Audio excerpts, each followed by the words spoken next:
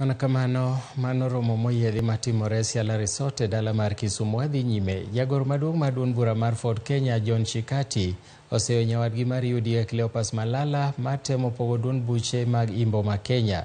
Chikati dwaro mondo jatend duond bura mar UDA William Ruto okwer Malala mowacho ni okawo matin spika mar od bura Moses Wetangula kod jatend migepe Musalia Mudavadi.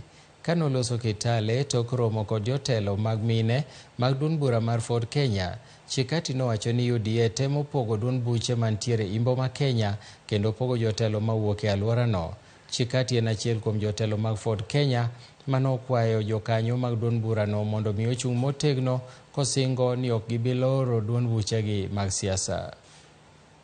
The memorandum of understanding that formed Kenya Kwanza was between Mheshimiwa Ruto, Mheshimiwa Wetangula, and Mheshimiwa Musalia Mudavadi. Malala was not there.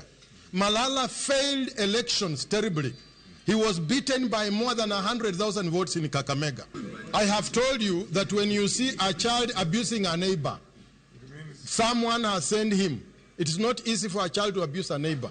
And I have said, and I want to repeat, that the party leader of UDA should control his team, his house, so that we can have respect in the alliance of Kenya Kwanza.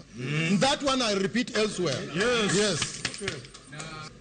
Ford Kenya is the second oldest party in this country after KANU, and I'm saying with authority that Ford Kenya will not be faulted, not under us, and we're not going to do that. Secretary General has explained, Malala has his own problems.